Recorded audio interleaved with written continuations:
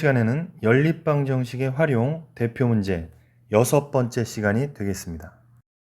자, 다음 문제입니다. 자, 역시 거속시 문제인데요. 자, 배를 타고 길이가 45km인 강을 거슬러 올라가는데 5시간, 내려오는데 3시간이 걸렸다. 정지한 물에서 배의 속력은? 단 배와 강물의 속력은 일정하다. 자, 요 문제에서 포인트는 배가 강을 거슬러서 이렇게 올라가면 배의 속력에서 강물이 내려가는 속력을 빼야지 배의 속력이 나오는 것이고요. 배가 강물이 흘러가는 방향으로 같이 간다면, 같은 방향으로 간다면 배의 속력과 강의 속력을 합한 것이 배의 속력이 되겠죠. 그러니까 강물이 흐르는 방향으로 배가 가면 더 빠르겠죠. 강물이 흘러가는 반대 방향, 즉 거슬러 올라가면 배의 속력이 더 느리겠죠. 상식적으로. 그래서 그것을 염두에 두고서 문제를 푸시면 되겠습니다. 자, 그래서 여기서는 강물의 속력과 강물의 속력을 x, 시속 x 킬로미터 이렇게 두고요. 배의 속력을 시속 y 킬로미터 이렇게 두면 되겠습니다. 여기가 킬로미터이기 때문에 시속으로 두었습니다. 자, 그러면은 강을 거슬러 올라가는데 45km를 거슬러 올라갔죠. 그럼 거속시에서 거리는 속력 곱하기 시간입니다. 따라서 속력, 강을 거슬러 올라갈 때는 속력이 배의 속력에서 강물의 속력을 빼야겠죠. 왜냐면 둘의 방향이 반대니까. 속력 곱하기 시간, 5시간 걸린 거죠. 거슬러 올라갈 때. 그럼 움직인 거리는 45가 되는 것이고요. 자, 두 번째, 내려오는데 강물 방향으로 내려온다는 이야기죠. 그럴 때는 속력이 y 플러스 x겠죠.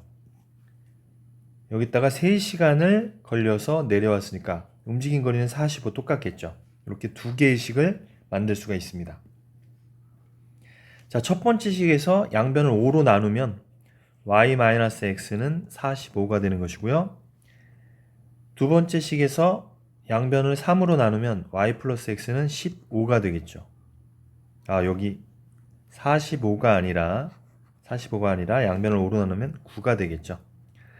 자, 여기서 두 식을 더하면 2y는 24가 되겠습니다. 따라서 y는 12가 되겠죠.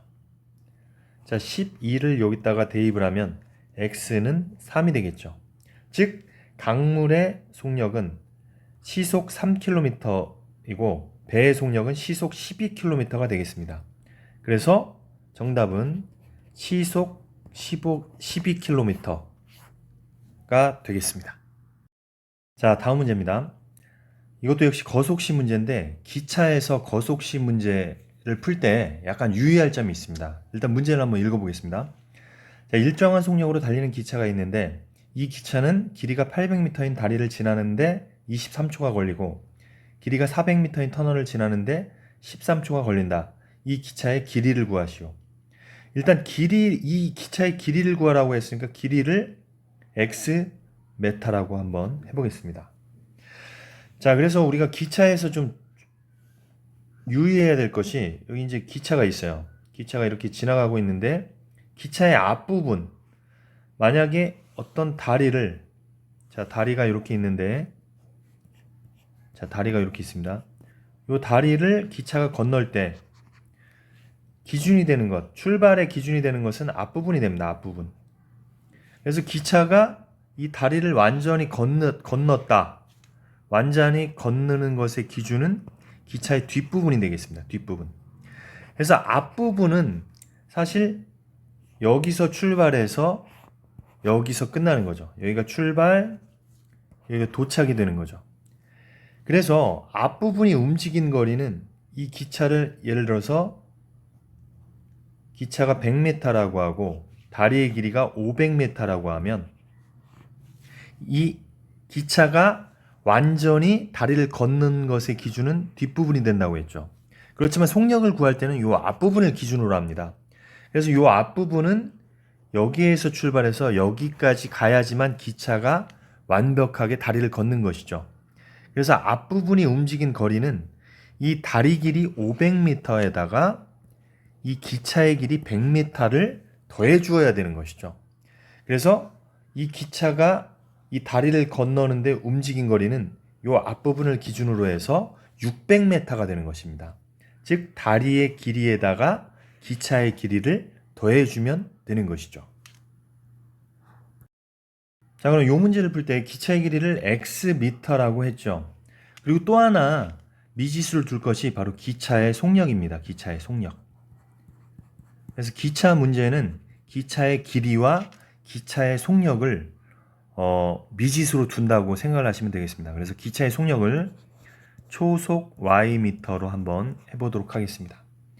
자, 그럼 처음에 기차가 800m인 다리를 지난다. 800m인 다리를 지난다. 그러면은 움직인 거리는 800 플러스 x가 되겠죠. 그럼 거속시에서 움직인 거리는 속력 곱하기 시간이니까 속력은 기차의 속력은 초속 y미터가 되는 것이고 시간은 23초가 걸린 것이죠. 그런데 움직인 거리는 뭐냐면 800m가 아니라 800 플러스 기차의 길이, 이렇게 식을 세우셔야 되는 거죠. 이게 이제 첫 번째 식이고, 두 번째 식, 길이가 400m인 터널을 지난다. 이것도 마찬가지인데 움직인 거리는 속력 곱하기 시간이니까 속력 곱하기 시간은 13초가 걸린 것이죠. 이때 움직인 거리는 400m가 아니라 400 플러스 기차의 길이가 되겠습니다. 이렇게 두 개의 식을 세울 수가 있죠. 그래서 1번 같은 경우는 대입법으로 한번 이 문제를 풀기 위해서 x는 23y-800이라고 할 수가 있겠죠. 그래서 요 x 대신에 이놈을 대입을 해보겠습니다. 그러면은 13y는 400 플러스 23y-800 이렇게 식을 세울 수가 있죠. 그래서 23이 이항을 하면 마이너스 23이니까 마이너스 10y가 될 거고요. 우변은 마이너스 400이 되겠습니다. 양변을 마이너스 10으로 나누면 y는 40이 되겠습니다. 자, 40을 갖다가 여기다가 대입을 하면 x는 4, 3, 12, 4, 2, 8 920에서 800을 빼니까 120이 되겠습니다. 따라서 기차의 길이는 120m가 되는 것이고 기차의 속력은 초속 40m가 되겠습니다. 그래서 이 기차 문제를 풀 때는 기차의 속력과 기차의 길이를 미지수로 둔다는 것, 그 다음에 기차가 움직인 거리는 그 움직인 거리에다가 기차의 길이를 반드시 더해야 된다는 것을 유념하시기 바랍니다. 자, 다음은 소금물 문제입니다. 자, 8% 소금물과 5% 소금물을 섞어서 6% 소금물 300g을 만들었다. 5% 소금물은 몇 g을 섞었는지 구하시오. 자, 요 소금물 문제는 일단은 그림을 한번 그려보시기 바랍니다. 처음에 8% 소금물에다가 5% 소금물을 섞는다고 그랬죠. 그러면은 소금물이 좀 증가했겠죠. 그리고 농도는 6%가 됐고 총 질량은 300g이 됐습니다. 자, 그랬을 때 5% 소금물 몇 g을 섞었는가를 구하라는 것인데, 자, 8% 소금물과 5% 소금물의 양을 각각 xg, yg이라고 두면 되겠습니다. 그럼 우리가 금방 구할 수 있는 식이 x 더하기 y는 300이 되겠습니다. 두 소금물의 양을 합하면 300g이니까요. 그 다음에 이제 이곳에 들어있는 8% 소금물에 들어있는 소금의 양과 5%에 들어있는 소금의 양, 이것을 합하면 6%에 들어있는 소금의 양과 같겠죠. 자, 선생님이 그 농도 공식도 마찬가지로 소돔물이라는 공식을 써서 거속시처럼 하라고 했죠. 그래서 소가 소금의 양이고 도가 농도고 물이 소금물이 되겠습니다. 여기서 농도는 백분율이 아니라 소수로 하면 된다고 그랬죠. 그래서 수돗물이 아니라 소도물, 이렇게.